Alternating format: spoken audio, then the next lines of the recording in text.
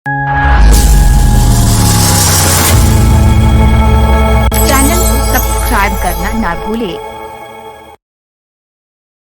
ठंड में गरीब बहू का मिट्टी में बना आलीशान महलों वाला ससुराल। सुबह सुबह ठंड अपने पूरे जोरों पर होती है। मिट्टी और घास से बने छोटे से घर की दीवारों में से हवा सीटी मारती हुई अंदर घुस रही होती है। छप्पर ऊपर से हिल रहा होता है। बिमला देवी फटे हुए शॉल को कसकर ओढ़ रही होती है। दीवार से सटी हुई बिमला देवी अपने घर में बैठी थी। रवि जी बार बार हाथ रगड़ रहे होते थे। सोनू और मोनू एक दूसरे से चिपक कर बैठे थे। वह भी बेचारे कांप रहे थे। सरिता अपनी साड़ी के पल्लू से बच्चों को ढकती है। तभी बोलती है, हे भगवान, ऐसी ठंड तो मैंने अपनी जिंदगी में कभी नहीं देखी। विशाखा चुपचाप चूल्हे के पास बैठी हुई होती है। खाली बर्तन देखकर उसके चेहरे पर भी उदासी आ जाती है। माँ जी, आज तो घर में खाने के लिए कुछ भी नहीं बचा है। अब हम क्या बनाएंगे, क्या खाएंगे? हाँ बहू, मुझे भी पता है। मैं तुझे क्या बताऊं, आज इतनी ठंड हो रही है कि बाहर जाने का मन ही नहीं कर रहा। ऊपर से घर में अनाज भी बिल्कुल खत्म हो गया है। बहू, आज अगर कुछ गरम गरम खाने को मिल जाए तो बच्चों को भी राहत मिल जाएगी। विशाखा, चल मैं और तू पड़ोस के नेहा दीदी के यहाँ से कुछ सब्जियाँ लेकर आते हैं। उन्होंने तो अपने घर में ही काफी सब्जियाँ लगा रखी हैं। पैसे बाद में दे देंगे जब होंगे। हाँ ठीक है दीदी, चलो। दोनों बहुएं अपनी पतली शॉल लपेटकर घर से बाहर निकलती हैं तो देखती हैं कि सड़क पर काफी औरतें आग जलाकर हाथ सेक रही होती है। जैसे ही उन सबकी नजर दोनों बहुओं पर पड़ती है, उनकी कानाफूसी शुरू हो जाती है। लो जी, आ गई फिर से। बेचारियों के घर में आज कुछ भी खाने को नहीं होगा, इसलिए यहाँ से आ गई। फिर से नेहा से कुछ मांगने जाएगी, देख लेना तुम। क्या मतलब है आपका? हम किसी से कुछ भी नहीं मांगने आए हैं। आपसे तो कुछ भी नहीं मांग रहे हैं ना। अरे गरीब है पर जुबान तो देखो, जुबान पर कोई लगाम नहीं है इनकी। गरीब इंसान थोड़े चुप रहते हैं, लेकिन इनकी जुबान तो देखो बहुत लंबी है। अरे विशाखा, रहने दे, ये बेवकूफ है। इनके मुंह लगेगी तो और परेशानी हमें ही होगी। हाँ हाँ, हम तो बेवकूफ हैं, तुम तो बहुत समझदार हो। विशाखा की आंखों में आंसू आ जाते हैं और वे पलकें झपकाकर उन्हें रोक लेती है और सरिता की तरफ देखकर कहती है, दीदी आज समझ में आ गया, गरीबी सिर्फ पेट नहीं चलाती, आत्मसम्मान भी ठंड में जमा देती है। चल विशाखा, बच्चों के लिए हम यह सब भी सह लेंगे। देखना, एक दिन यही मिट्टी का घर हमें आलीशान लगेगा। सरिता और विशाखा धीरे धीरे नेहा के घर पहुंच जाती हैं। बाहर की ठंडी हवा से बचने के लिए नेहा आग के पास बैठी सब्जियां साफ कर रही होती है। नेहा दीदी, अगर बुरा ना मानो तो आज घर में खाने के लिए कुछ भी नहीं है।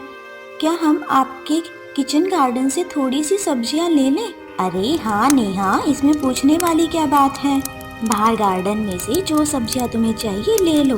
मैंने अभी नई सब्जियां भी लगाई है, उनमें भी देख लेना अगर सब्जियां आ गई हैं तो। आपका बहुत बहुत धन्यवाद दीदी, भगवान आपको खुश रखे। फिर दोनों बहुएं किचन गार्डन में जाती हैं। विशाखा हर सब्जी को बड़े प्यार से टोकरी में रख रही होती है। सब्जियां लेकर दोनों जल्दी जल्दी घर लौट रही हैं। घर में पहुंचते ही सरिता चूल्हा जलाती है, लकड़ियां सुलगाने लगती है और विशाखा सब्जियां धोकर काटने लगती है। बच्चों की नजर चूल्हे पर टिकी हुई होती है। चाची जी, आज क्या बनेगा? आज गरम गरम रोटी सब्जी बनेगी बेटा। सरिता मसालों की टोकरी देखने लगती है, एक एक डिब्बा उठाती है। सब खाली होते हैं। हल्दी नहीं, मिर्च नहीं, नमक नहीं। वो विशाखा की तरफ देखती है और कहती है, विशाखा, घर में हल्दी नमक मिर्च कुछ भी नहीं है। हे भगवान, बेटा चिंता मत कर, पेट भर जाए वही बहुत है, स्वाद बाद में देख लेंगे, आज जो मिलेगा उसी में हम सब खुश हैं। विशाखा चुपचाप सब्जियां पानी में डाल देती है। चूल्हे पर उबलती सब्जियां से भाप उठने लगती है। बिना मसाले की सब्जियां तैयार हो जाती हैं। विशाखा, आज भले ही बिना मसाले का खाना है, लेकिन हमारे हौसलों में अभी भी जान है। देखना, एक दिन यही भूख हमें मजबूत बनाएगी और यही मिट्टी के घर हमारे लिए सच में आलीशान महल बन जाएंगे। चूल्हे के पास बैठकर पूरा परिवार बिना मसाले की उबली हुई सब्जी खाता है। अगली सुबह ठंड और भी ज्यादा बढ़ जाती है। बाहर धुंध और छप्पर से ओस टपकने लगती है। सोनू और मोनी कंबल में दुबक कर बैठ जाते हैं। चलो उठो, स्कूल के लिए देर हो जाएगी। मम्मी आज मत नहलाओ, बहुत ठंड है। मम्मी मुझे पानी से डर लग रहा है। मम्मी मुझे बहुत ठंडा लगेगा। सरिता चूल्हे पर पानी रखती है। लकड़ियाँ जल रही होती हैं, धुआं फैल जाता है। जैसे तैसे थोड़ा सा गुनगुना पानी होता है, वो दोनों बच्चों को जल्दी जल्दी से नहलाती हैं। बच्चे ठंड से कांप रहे होते हैं। नहाने के बाद सरिता बच्चों को कपड़े पहनाने लगती है। सोनू का स्वेटर जगह जगह से फटा हुआ होता है। पैंट की सिलाई भी यहाँ वहाँ से उधड़ी हुई होती है। मोनी के फ्रॉक में बाजू में बहुत बड़ा सा छेद होता है। मम्मी देखना, हम रोज यही फटे फटे कपड़े पहनकर स्कूल जाते हैं। इससे हमारे बिल्कुल भी ठंड नहीं रुकती और स्कूल में सब बच्चे हमारा मजाक भी उड़ाते हैं। मम्मी देखना, मेरी बाजू में भी कितना बड़ा छेद हो गया है। अब मैं इसे कैसे पहन कर जाऊं? बेटा पहन लो, वैसे भी ये अंदर पहनने के कपड़े हैं, किसी को बाहर नहीं दिखेगा। और थोड़ा समझने की कोशिश करो, अब तुम बड़े हो रहे हो। मम्मी आप तो हमेशा ऐसे ही कहती हो। हाँ मम्मी, हर बार आप यही तो बोलते हो, थोड़े दिन और रुक जाओ, थोड़े दिन और रुक जाओ। हमारी तो पूरी सर्दी ऐसे ही निकल जाती है बिना गर्म कपड़ों के। कब आएंगे हमारे गर्म कपड़े? सरिता कुछ बोल पाती और उसके होठ कांपने लगते हैं। बच्चे गुस्से में कपड़े जूते पहनते हैं और बिना पीछे देखे घर से निकल जाते हैं। दरवाजे के पास खड़ी विशाखा ये सब देख रही होती है। दीदी बच्चे तो नादान हैं, उन्हें क्या पता हालात क्या है। हम उनसे क्या कह सकते हैं, वो भी तो एक अच्छा जीवन चाहते हैं ना। अब मैं क्या करूं, जैसे घर के हालात हैं उन्हें देखकर चलना चाहिए ना। कड़कड़ाती रात में मिट्टी के घर में सब लोग फर्श पर ही सोते हैं। नीचे सिर्फ पुरानी चादर और ऊपर पतले कंबल होते हैं। एक रात बिमला देवी बार बार करवट बदल रही होती है। उन्हें जोर जोर से छींकें आने लगती है, नाक बह रही होती है। वहीं रवि जी कांपते हुए कंबल में दुबके रहते हैं। सुबह तक दोनों की हालत काफी बिगड़ जाती है। दिन निकलते ही विमला देवी उठ नहीं पाती है। बहू आज तो मेरी देह टूट रही है, सांस भी ठीक से नहीं आ रहा। वहीं रवि को तेज बुखार होता है, उनका बदन तप रहा होता है और होठ सूख चुके होते हैं। शरीर में जैसे जान ही नहीं बची है। बेटा सरिता और विशाखा तीनों घबरा जाते हैं। दोनों सास ससुर को सहारा देकर दीवार के पास बिठा देती हैं, लेकिन दोनों पूरे दिन खांसते खांसते बेहाल हो जाते हैं। छींकें रुकने का नाम नहीं ले रही थी। बुखार में दोनों तड़प रहे होते हैं। शाम ढलते ढलते सरिता पैसों वाली छोटी सी पोटली निकालती है और उसे उलट पुलट कर देखती है। वो भी खाली होती है। दीदी घर में तो 1 रुपया भी नहीं है, अब दवाई गोली का खर्चा और कैसे लाएंगे हम सब? सरिता सांस की तरफ देखती है। बिमला देवी की आंखें आधी बंद और सांस भारी भारी हो रही होती हैं। हाँ बहन, क्या कर सकते हैं, मगर कुछ तो करना ही पड़ेगा। मम्मी पापा की हालत देखो कितनी खराब है। अगर आज दवाई नहीं मिली दीदी तो भगवान जाने क्या होगा। दोनों बहुएं एक दूसरे को देखती हैं। अगले दिन मिट्टी के घर के दरवाजे के पास सरिता और विशाखा चुपचाप बैठी इंतजार कर रही होती है। बच्चे एक कोनों में बैठे कांप रहे होते हैं। दरवाजा खुलता है। पहले रोहन अंदर आता है। उसका चेहरा उतरा हुआ और कंधे झुके हुए होते हैं। उसके पीछे मोहन भी आ जाता है। रोहन बैठते ही सिर पकड़ लेता है। हाँ, मेरी तो नौकरी छूट गई। मालिक ने मुझे आज निकाल दिया। बोला 4 गट्टे लगातार नहीं उठा पाया। ठंड भी ज्यादा थी और कमजोरी भी थी। कमर में लचका भी आ गया। भैया मेरी भी नौकरी छूटने के कगार पे है। मालिक बोल रहा था जो लोग अच्छा काम नहीं करते मैं उनको निकाल दूंगा। कुछ ना कुछ तो जुगाड़ करना ही होगा ना, ऐसे तो काम नहीं चल सकता। सरिता बच्चों की तरफ देखती है और फिर बीमार सास ससुर की ओर देखती है। विशाखा सही कह रही है, घर के हालात बहुत बुरे होते जा रहे हैं। बच्चों की स्कूल की फीस भी नहीं जा रही है। मम्मी पापा की तबीयत भी खराब है और खाने के लिए घर में कुछ भी नहीं है। मैंने खुद को इतना बेबस कभी नहीं समझा। कुछ तो जुगाड़ ढूंढना पड़ेगा हम सबको, चाहे छोटा ही काम क्यों ना हो, लेकिन कुछ करना होगा। हाँ, वरना ये ठंड, ये बीमारी और ये भूख हम सबको तोड़ देगी। अगले दिन ठंड इतनी कड़ाके की होती है कि सांस लेने पर भी भाप निकल रही होती है। रोहन और मोहन काम पर जाने के लिए निकल पड़ते हैं।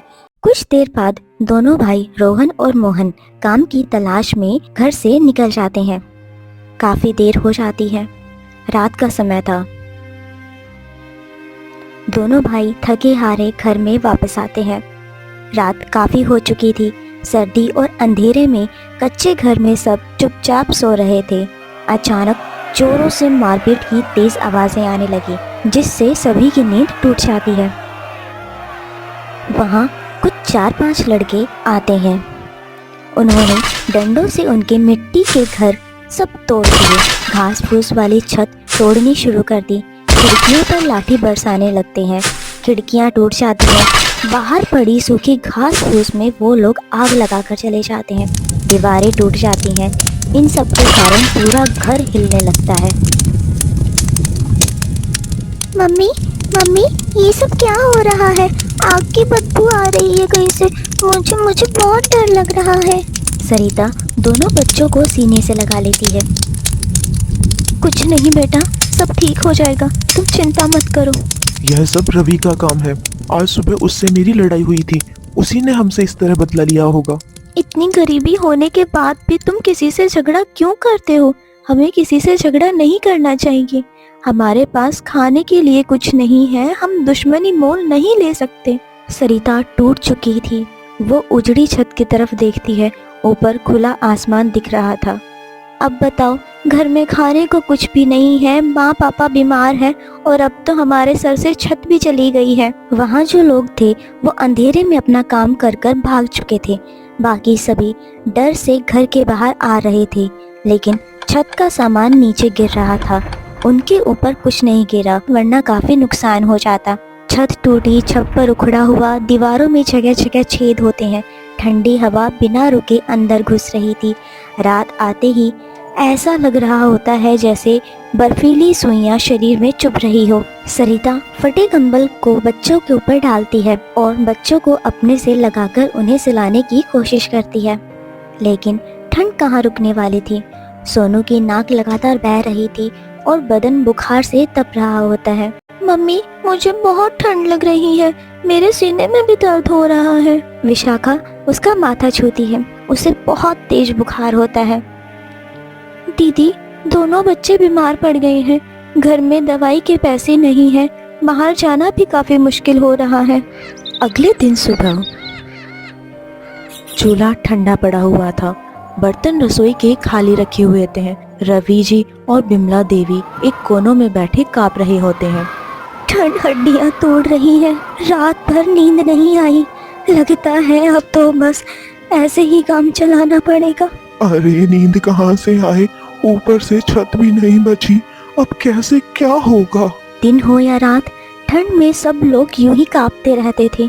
रात को सब ठंड की वजह से जागते थे और दिन में भूखे पेट उन सबको नींद नहीं आ रही थी। कोई खांसता तो कोई छींकता, कोई सिसकता, तो कभी बच्चे बीमार पड़ जाते। सरिता और विशाखा बारी बारी से बच्चों को गोद में लेकर बैठती। उनकी नींदें मानो आंखों से काफी कोसों दूर चली गई हों। लगता है भगवान भी हमें भूल गए हैं। नहीं बहन, भगवान देर से ही सही, लेकिन आएंगे जरूर। लेकिन आज तो हम बहुत ज्यादा परेशानी में हैं। ठंड, बीमारी, चारों तरफ से जिंदगी ने उन्हें जकड़ लिया था। उस दिन विशाखा बिल्कुल टूट चुकी थी। ठंडी हवा टूटी झोपड़ी में सनासन अंदर आई जा रही थी और घर में खाने के लिए कुछ भी नहीं होता। विशाखा एक कोने में बैठी थी, काफी उदास। तभी उसका फोन बजता है। उसकी माँ का फोन था। वह अपनी माँ का फोन कानों से लगाती है और आवाज़ सुनकर फूट फूट कर रोने लगती है। मम्मी, बहुत परेशानी चल रही है। छोटी सी झोपड़ी थी, वो भी टूट गई। समझ ही नहीं आ रहा अब अपने घर वालों को इस मुसीबत से कैसे निकालूं। बहुत ज़्यादा परेशान हालात में हूँ मम्मी। बेटा, पहले तो तू रोना बंद कर। इतना क्यों रो रही है? परेशानी तो जीवन का हिस्सा है, हर घर में आती जाती रहती है। तुझे याद है वो समय जब हमारे घर में खाने के लिए कुछ भी नहीं था? तब तू ही थी जिसने हम सबका हौसला बांध रखा था। जैसे तूने वहाँ हिम्मत नहीं हारी, वैसे यहाँ भी मत हार। वो ससुराल नहीं, वो भी तेरा घर ही है। मम्मी, मैं कुछ सोच तो रही हूँ पर मुझे कुछ समझ नहीं आ रहा। बेटा पहले बात बता, क्या बात है? यहाँ मोहन और रोहन भैया की लड़ाई हो रही किसी से। उन गुंडों ने हमारा सारा घर तोड़ दिया है। अब हमारे पास रहने के लिए छत भी नहीं है और खाने के लिए खाना तो बहुत दूर की बात। बहुत खराब हालात है मम्मी। कोई बात नहीं बेटा, पहले जमाने में भी तो लोग बिना ईंट सीमेंट वाले घर में रहते थे। सब मिट्टी के कच्चे घरों में ही रहते थे। विशाखा वहीं खड़ी चुपचाप अपनी माँ की बातें सुन रही होती है। अगर तुम्हें किराए पर घर नहीं मिल सकता तो तुम मिट्टी का घर बना लो बेटा। सच मम्मी, क्या ये हो सकता है? हाँ बेटा, लकड़ियों से ढांचा बनाओ और फिर कच्चा घर मिट्टी से बनाकर उनकी दीवारों पर लिपाई शुरू कर दो। ठंड भी रुकेगी, छत भी बन जाएगी और कुछ ज्यादा खर्चा भी नहीं होगा। मम्मी, आपने तो बहुत अच्छा सुझाव दिया है। मैं अब आपको कुछ दिन फोन नहीं कर पाऊंगी। मुझे इसी पर बहुत मेहनत कर कर काम करना है। अब मुझे अपने घर वालों की मदद करनी है। कोई बात नहीं बेटा, तू खुश रह। मैं तो तेरी खुशी में ही खुश हूँ। भगवान तुझे हौसला दे। विशाखा को नया रास्ता मिल जाता है। अगली सुबह विशाखा घर से बाहर झाड़ू लगा रही थी। औरतें उसे देखकर उनका मजाक बना रही थी। अब देखते हैं कैसे ये अपना मिट्टी का आलीशान महल बनाएगी। बड़ी ढींगे मारती थी ना, अब इसकी सारी अकड़ निकल जाएगी। देख लेना बहन तुम। हाँ भाई, हम भी देखते हैं इस गांव में ये लोग कैसे रहेंगे। इनका जीना ही हराम हो चुका है। अब तो इनके पास ना ही घर है ना खाने को। औरतों की हंसी को विशाखा एक चुनौती की तरह लेती है। विशाखा सब सुन रही होती है, लेकिन अब उसने दृढ़ निश्चय कर लिया था कि उसे क्या करना है।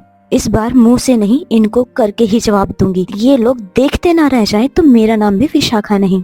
वो झाड़ू लगाकर अंदर चली जाती है। अंदर सरिता चूल्हे के पास बैठी होती है। दीदी, बाहर जो बातें हो रही हैं वो मत सुनो।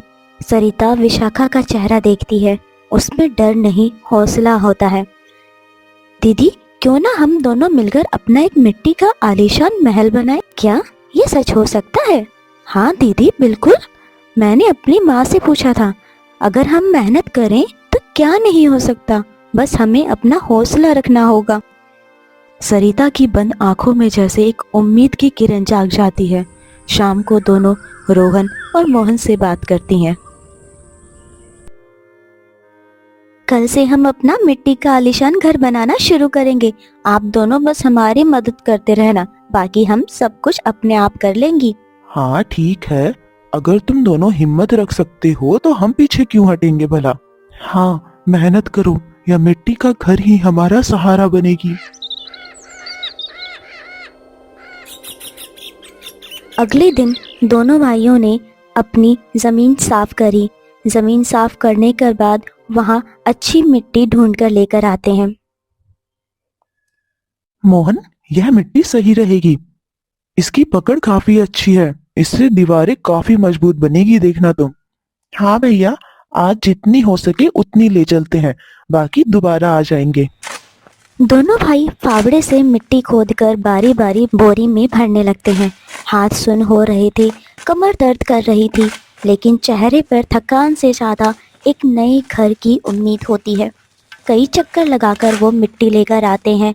घर पहुंचकर विशाखा और सरिता पहले से ही उनका इंतजार कर रही होती हैं। दीदी, पहले ढांचा खड़ा करेंगे, फिर मिट्टी का काम होगा। रोहन और मोहन पास के जंगल जाते हैं। वहां खड़े बड़े बड़े खेतों में डंडे, बांस, सूखे पेड़, उनकी लकड़ियां, वो सब इकट्ठा कर धीरे धीरे अपने घर की ओर लेकर आते हैं। चारों दीवारों के दरवाजे और खिड़की का माप लेते हैं। ढांचे का काम अब शुरू हो चुका था। डंडों को जमीन पर गाड़ देते हैं और उन्हें रस्सियों और पतली लकड़ियों से बांध देते हैं। धीरे धीरे एक घर का ढांचा सा तैयार होने लगता है। छत के ऊपर बांस बिछा देते हैं।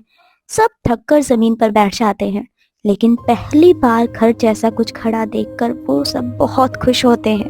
दूसरा दिन विशाखा और सरिता मिट्टी में भूसा और पानी मिलाना शुरू कर देते हैं। काफी मेहनत के बाद वह अब हाथों से अपने दीवारों पर एक पतली सी लेप चढ़ाना शुरू कर देती हैं। विशाखा, यह पहली परत है, बस इसके बाद तो बस मानो हमारा घर बन ही जाएगा। ऐसे ही कुछ दिन बीत जाते हैं। पहली परत सूखने के बाद दूसरी परत चढ़ाई जाती है। इस बार दीवारों पर मोटी परत होने लगती है, हवा अंदर कम आती है। ऐसे और दिन बीतते हैं, दरारें और भर जाती हैं, खिड़की दरवाजे के किनारे मजबूत हो जाते हैं। कुछ और दिन बाद अब दीवारें सख्त हो चुकी थी, घर अंदर से गर्म लगने लगता है। एक दिन सुबह सब लोग काम पर लग जाते हैं। दोपहर में थोड़ा आराम और शाम को फिर काम। हाथ जल चुके थे, नाखून टूट चुके थे, लेकिन चेहरे पर सुकून था। विशाखा दीवारों पर आखिरी परत लगाते हुए कहती है,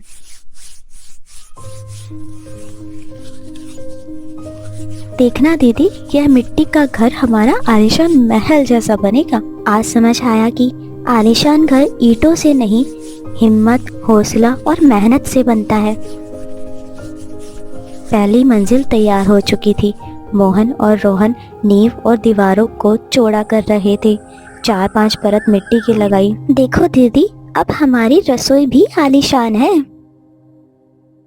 दूसरी मंजिल पर ड्राइंग रूम बनाते हैं। सरिता दीवारों के साथ मिट्टी के सोफे बनाते हैं। मिट्टी की छोटी सी सेंटर टेबल बनाते हैं। दीवारों पे बने शोकेस जहाँ छोटे छोटे बर्तन रख दिए होते हैं। विमला देवी घर देखने आती हैं। ऐसा आराम तो हमने अपने पक्के घरों में भी नहीं देखा बहू। विशाखा, अब हमें बस बर्तनों की जरूरत है। हाँ दीदी, मिट्टी है ना, हाथ है और हौसले हैं तो बर्तन भी बन जाएंगे। दोनों बहुएं आंगन में आ जाती हैं और एक एक कर कर बर्तन बनाना शुरू करती है। मिट्टी की हांडी, मिट्टी की कढ़ाई, मिट्टी की थालियां और कटोरियां। विशाखा उन पर सुंदर सुंदर डिजाइन बना रही होती हैं, कहीं फूलों का, कहीं सफेद सफेद धारियों का।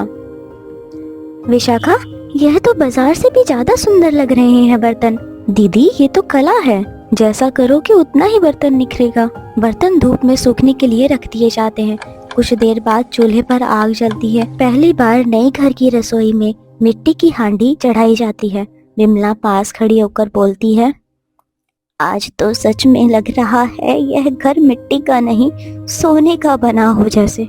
दोनों बहुएं एक दूसरे की ओर देखकर मुस्कुरा देती हैं। घर की चारों मंजिलें एक के ऊपर एक काफी सुंदर लग रही थी। दीवारों पर मिट्टी की चिकनाई, लिपाई, किनारों पर हाथ से बने हुए डिजाइन, खिड़कियों के चारों ओर मिट्टी के बने हुए फ्रेम, दरवाजे पर मिट्टी से बना हुआ तोरण, सब इतना मजबूत था और काफी सुंदर था। बेटा, तुमने तो बहुत अच्छा घर बना दिया। हमने तो ऐसा घर कभी सपने में भी नहीं सोचा था। यह घर नहीं, हमारी इज्जत और मेहनत का सबूत है। रोहन और मोहन विशाखा व सरिता की तरफ देखकर कहते हैं, यह सब इन दोनों की हिम्मत से हुआ है। मिट्टी को भी महल बना दिया तुम दोनों ने। विशाखा घर की तरफ देखती है, जिस मिट्टी के घर पर लोग उन्हें ताना देते थे। आज वही सब उस मिट्टी के घर के सामने चुपचाप खड़े थे। आलीशान घर ईंटों से नहीं, हौसलों और हिम्मत से बनता है। पूरा परिवार उस मिट्टी के आलीशान घर के अंदर जाता है।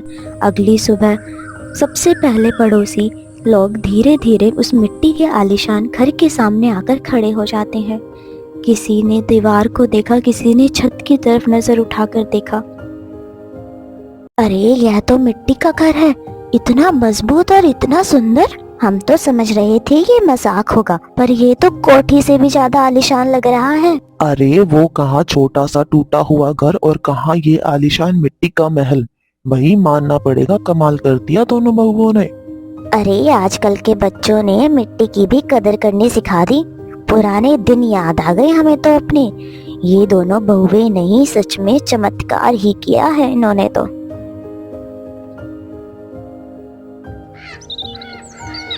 धीरे धीरे मिट्टी से बने आलीशान महल की खबर सुर्खियों में फैल जाती है। कुछ लोग अपना कैमरा लेकर आते हैं और वीडियो बनाने लगते हैं। जैसे ही वो लोग धीरे धीरे अंदर जाते हैं, तभी वहाँ पर रमन नाम का एक इन्फ्लुएंसर आता है, जो कि कहता है, hello guys, welcome to our channel SRTV cartoon. Guys, आज हमारे साथ है मिट्टी के आलीशान घर की असली हीरोइन विशाखा एंड सरिता। दोनों बहुओं ने अपने मिट्टी के घर में इतनी सादगी लाया है ना दोस्तों, कि मैं क्या ही कहूँ। सरिता जी, विशाखा जी, हमें आपकी कहानी सुननी है कि आपको क्यों लगा कि आपको ये घर बनाना चाहिए? यह सब हमारी गरीबी से शुरू हुआ। एक वक्त था जब हमारे पास ना ही घर था, ना ही 1 रुपया था, ना ही सिर पर छत थी, ना ही भविष्य की उम्मीद। हमारा पुराना घर टूट चुका था, रहने की जगह नहीं थी। तब हमने सोचा कि अगर हमारे पास पैसे नहीं है तो क्या हुआ, हिम्मत और हौसला तो है। सब धीरे धीरे ठीक हो जाता है। सारा परिवार उस कच्चे मिट्टी के आलीशान महल में हंसी खुशी रहने लगता है।